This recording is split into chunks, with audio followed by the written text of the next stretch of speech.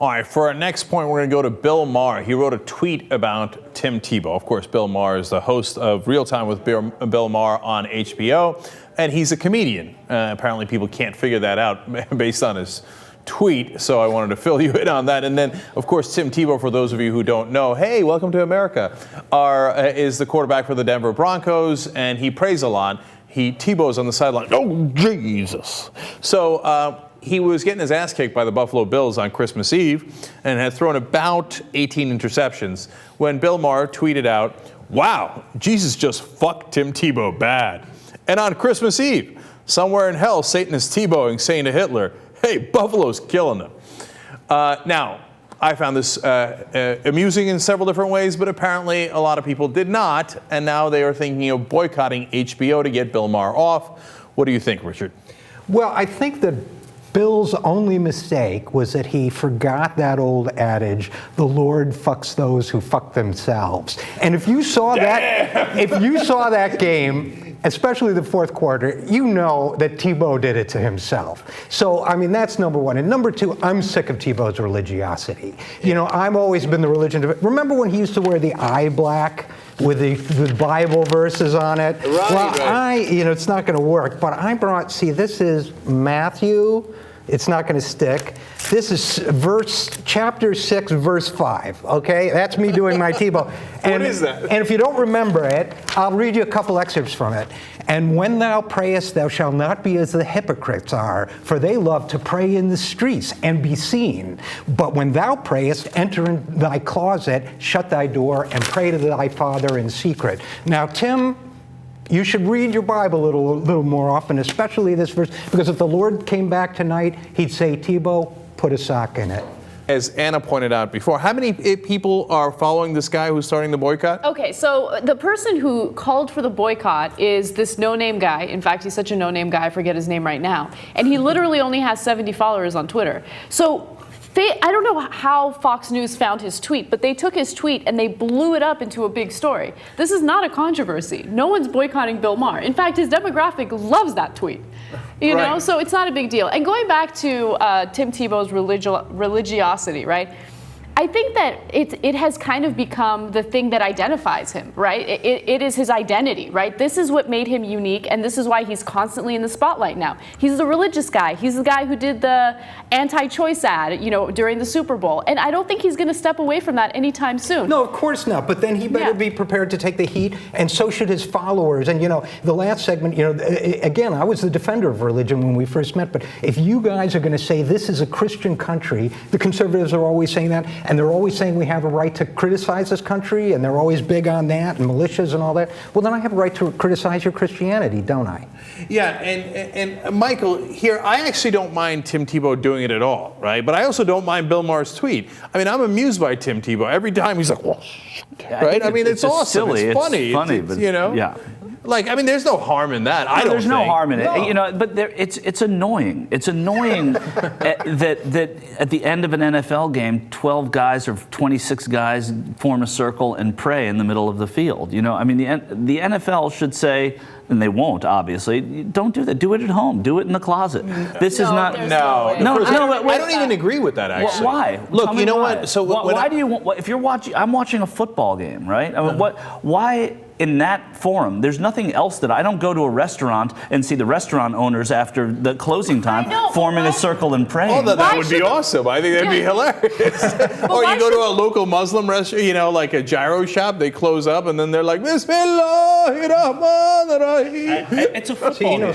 Yeah, he does. Okay, but look, when I played football in high school, it was tradition, right? And we would all pray before the game, after the game, and say, hey, we hope nobody. We weren't like Tebow, like, Jesus, help me with that touchdown, which apparently he doesn't very often. Although he's had some great wins, and I like him as a football player in other ways too. But I wasn't religious, and I wasn't Christian. But I didn't mind. They were praying that people don't get hurt, and then thanking God for when people didn't get hurt, except we got hurt all the time. But except people got hurt. I know it didn't make sense. Yeah. But to me, and that's even more objectionable because that's on school grounds. But if the Broncos are doing it, who cares? Well, I do. I don't like. I'm watching football, and and that's. I just never understand it. I don't understand. And then why don't they, when they, the same person who goes, points to the sky after he gets a touchdown, why doesn't he just give the finger to the sky after he drops the ball? I mean, I don't understand why. Can you imagine? I'm sure that'll go Damn over well. you! Oh man, that'll start a boycott. That's the psychology of selective information processing. Yeah, so you're reinforcing your beliefs by only taking in, God help me on this one, and you edit out the things that undermine And your all beliefs. religious people do that. The end of Malcolm X's autobiography, or not autobiography, biography, ends with him saying, "All the mistakes are mine. All praise is due to Allah."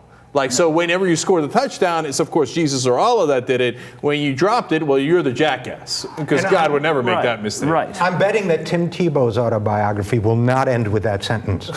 There's a good chance that that's the case. But getting back to Bill Maher, look, this boycott is insanity, and Fox News is just trying to stir the pot, and they love this. Right. And they got that bowling guy who's on Fox Business and has never done a business report in his life. Eric Bowling got a ton of media coverage. We talked about him on Current today, and Tim Tebow is getting some coverage out of it. And when you really think about it, everyone is getting a little media attention out of this. So I feel like it's just one of those fake controversies that helps a lot of people get a lot of attention for a little while, and then it kind of fizzles out. It's a non-story. You think it's going to hurt Bill Maher that the fundamentalist Christians are boycotting him? You think they were his big demographic before All now? 70 of I mean, them? come on, Boycott HBO. You just They don't have ads. Yeah, they don't have ads. I will never go to a Reverend Franklin Graham. I love the idea of that guy being like, "God, help me boycott HBO," and he's like, "I got it," and God's thinking like, "Oh, Get Jesus, basic man. cable. This guy doesn't even know they don't have And all ads." these people are fine with Curb Your Enthusiasm, but Bill Maher sends out a tweet and the world has to stop. I mean, that's what's also so ridiculous. Yeah, that's absolutely true. But look, when you put the F word and saying Jesus F Tim Tebow, is it okay to get offended by that? I mean, if you're a Christian, can you say, "Hey, you know what? That's kind of offensive"? Or if you're a Bronco Sure, fan. absolutely. I think people can say they're offended by it, and I would respect that and understand that. But boycott people, come on. That's just, I agree with Anna. That's just a publicity play. Right. And I guess the thing that bothers me most, because I'm okay with the rest of it, is part of what Michael was pointing to. The idea that Jesus or Allah or Ganesh would care about your football game. Yeah. Like, he doesn't have anything better to do, and he's like, all right, I've got to make sure Michelle Bachmann and Rick Perry both run for president, and then I got to make sure that the Broncos screw up the first 3 quarters, but then pull it out in that. God only cares about it if he's got money on it. That's right. it. Yeah. Well, I want to send out a tweet supporting Bill Maher.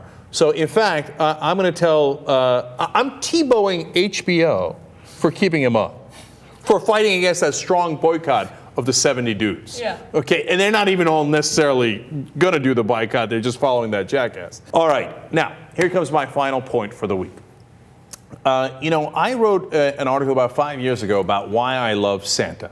And I happened to tweet it out, actually, earlier this week, obviously on Christmas Day. And it wound up getting a lot of pickup, and it was very popular on Reddit, etc. And apparently it struck a chord with people. So what did I say to it and about it, and what can I add to it today? Well, I talked about the reason that I love Santa is that he's a fantastic American creation. It doesn't have anything to do with religion, but Santa's a great, cuddly character. He makes you feel warm inside. He doesn't start any wars. He gives out presents. He's fantastic. No one can disagree with Santa. And of course, he has absolutely nothing to do with religion. Santa wasn't anywhere near Nazareth, okay? He's not, Saint Nick of Bethlehem. No, he's a creation of mythology, basically. Or in fact, there's a lot of the pagan tradition, of course, that has been brought over to Christianity, including the pine tree, and it's a celebration of winter solstice. Jesus was born nowhere near December 25th, if you believe the Bible, because it explains where he is. But you know what? We created this cuddly character, and Coke basically helped to hype him up, along with the polar bears, and everybody loves it. And now in Turkey, for example, they celebrate New Year's, right? And they say it's, Noel Baba, like meaning Dad Noel, who happened to come by, and guess what he does? He gives presents. Okay, so everybody loves Santa Claus. And then I was thinking, that's what I had written earlier. My addition to it this year is, with this current spate of Republicans, they probably hate Santa Claus. They're like, what kind of communist just gives out presents and doesn't make a profit off of it? What's wrong with this guy? He's a Maoist socialist. This guy's worse than Obama.